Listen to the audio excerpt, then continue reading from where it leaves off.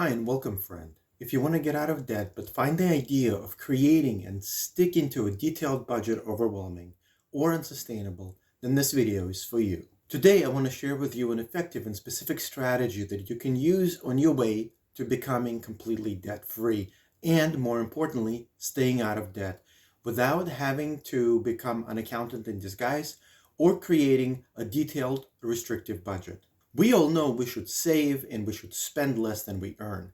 Yet somehow, inadvertently, we find ourselves in debt. And that is because being in debt or accumulating debt is not really a math problem, so to speak. It is more a psychological problem. In fact, we know that people who earn about the same, some of them could be debt-free and some of them could be deeply in debt. And it really doesn't matter how much you earn. It only matters how much you spend compared to what you earn. Because there are people who earn $10,000 a year and are debt-free, and there are people who earn $500,000 a year and are deeply in debt.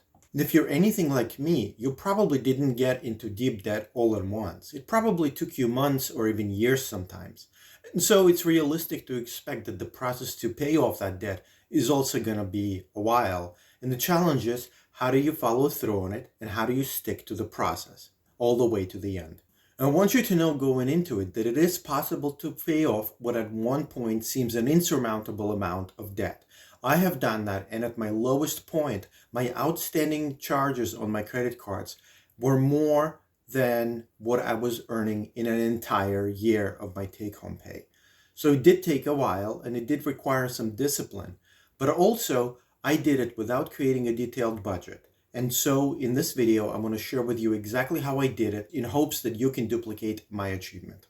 I want to share with you what I found was true for me and also some of the people whom I know well enough to know the details of their financial lives. And what I found was that most people who carry a large amount of consumer debt are really there because they're missing just two crucial things. One is they have not developed specific money skills just because they did not have an opportunity to learn them earlier.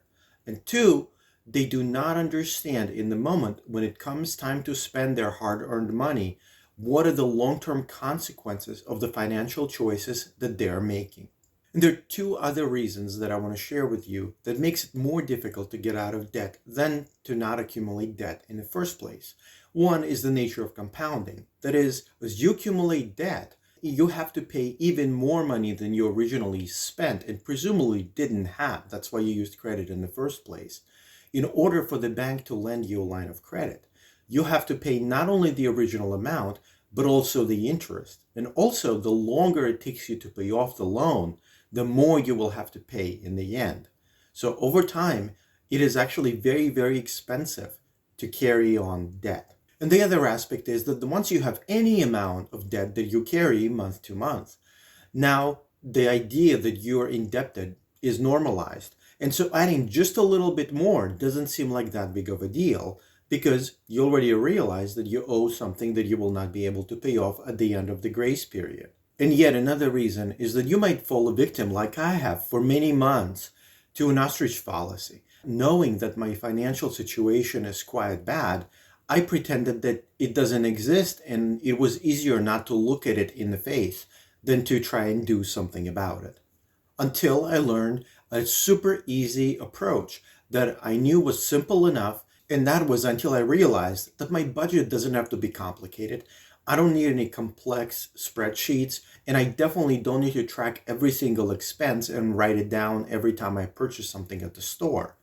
It just needs to be a guideline, a framework, or a blueprint that I could follow consistently, even if not exactly. And over time, that would guarantee that I would be able to pay off my debt and stay debt-free. And for me, that ended up being the 10-10-10 framework for getting out of debt, and more importantly, having a blueprint to follow to stay out of debt permanently and establish an emergency fund so that in the future, if I have any unexpected, to cover those instead of depending on credit cards that come with exorbitant interest rates. But before I share with you, I want to address one critical topic that is important and could derail your entire progress if you miss it.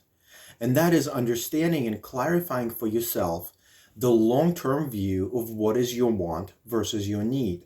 Because ultimately, to pay off debt, you are going to have to spend less than you earn and put the difference towards repaying some of the debts that you accrued over time. In understanding what your actual needs are versus your actual wants would allow you not only to get some of your wants met and fulfilled, but also would allow you to pay off the debt that you have accrued. This ties into something that I mentioned earlier in this video, and that is understanding the long-term consequences of your financial choices. Fulfilling a want right now could create a long-term consequence for you later, but fulfilling a need right now is also important because otherwise it wouldn't be a need. So how do you decide which one is which? And more importantly, how do you prioritize one over the other? In my personal life, I had to make some adjustments, and I had to realize that having a car to get to work is a need. I need a car as a mode of transportation. Wanting a new car or a luxury car is a want. A used car that's in good condition would get me to work just the same, even though the ride might not be as enjoyable. Wanting to spend time with friends is definitely a need. I need to socialize, maintain my social ties. But going out for a fancy dinner with my friends is a want.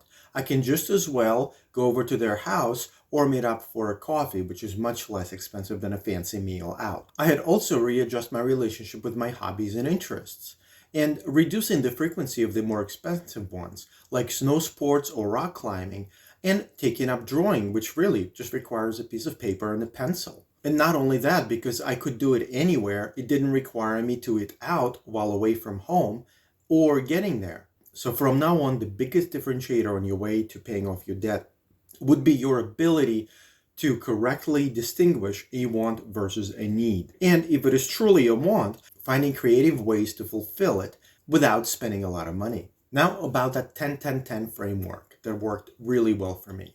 Instead of focusing on my expenses and itemizing each one of them, I instead focused on one thing, just my income.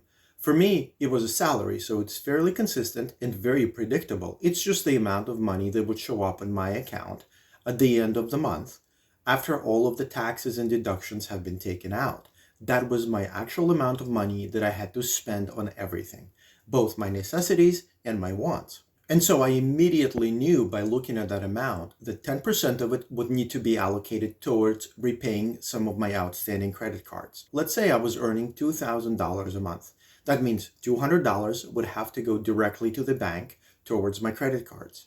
10% I would spend on whatever I want to reward myself because quality of life is still important and you still want to have some things to look forward to that you could enjoy. And 10% I would save into what eventually would grow into my emergency fund. And the other 70% that was left over, well, that was supposed to cover all of my living expenses. Now, I don't want you to get hung up on the details here. Maybe your debt minimum payment is much larger than 10% of your take-home pay. Maybe your expenses are lower than 70%, and that would include your car payment, your car insurance, your rent or mortgage payment or home insurance, if you have that, or property taxes, or whatever else, including groceries and your everyday expenses that are kind of normal for your lifestyle.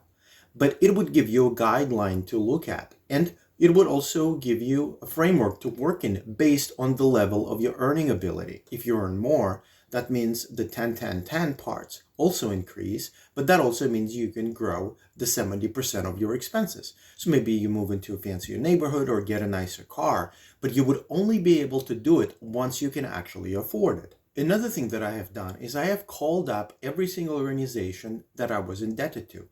All of my credit cards, my student loans, and any of the outstanding medical bills that I had.